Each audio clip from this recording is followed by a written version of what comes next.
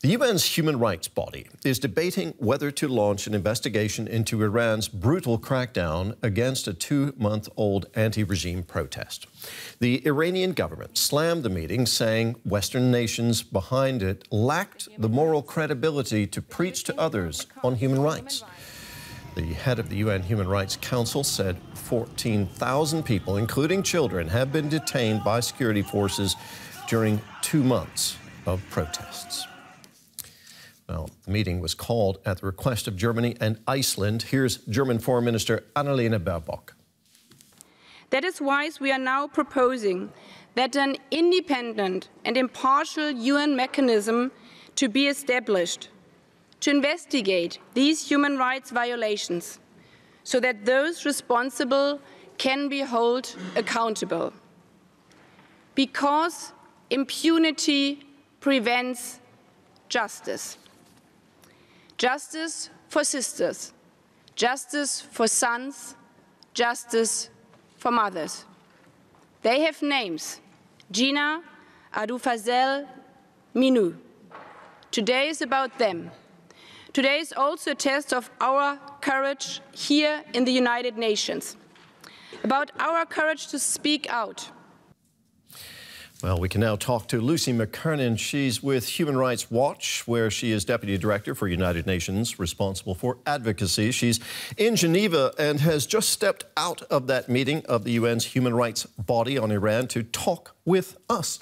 Ms. McKernan, thank you very much for taking time for us. First of all, do you think Iran's crackdown on protesters warrants a UN investigation, and if so, why? Yeah, absolutely. We strongly support the call for an investigation.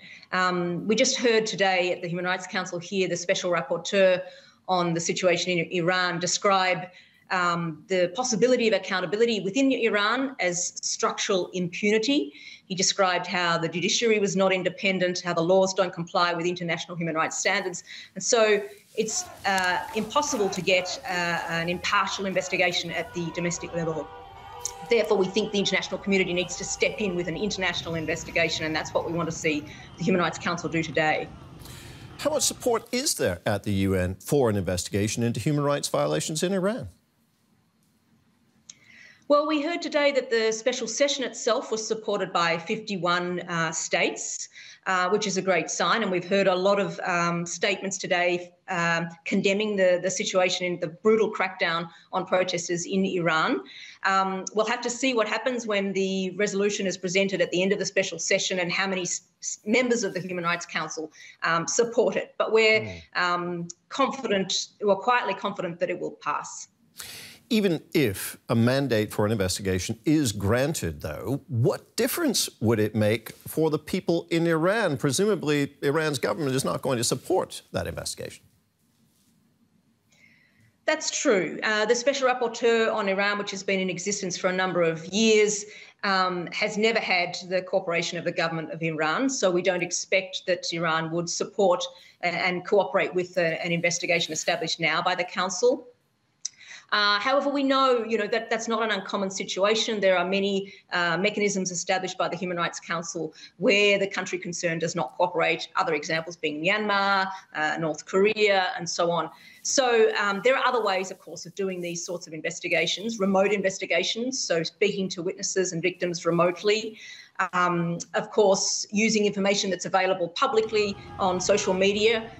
There's lots of videos, photographs, testimonies, which of course need to be verified, but can be used to do credible investigations. And the key here, of course, is that this would be an impartial and independent investigation, and so give it a great deal of credibility. So an investigation by the UN could still shed light on the human rights situation there, but what can the international community actually do to support those in Iran who are demanding their basic rights?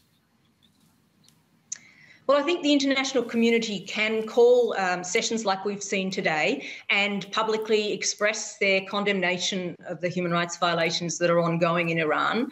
I think we can't underestimate how showing that sort of solidarity to the protesters on the ground can help give them a sense of support from outside of the country. at a time when they're facing this brutal crackdown. Importantly, also, I think the international community, of course, can offer sanctuary to those who are fleeing the persecution in Iran. And finally, if this investigation is established today by the Human Rights Council, this fact-finding mission, it'll be important that states then ensure that the fact-finding mission has the resources to carry out its work and to support it in that way.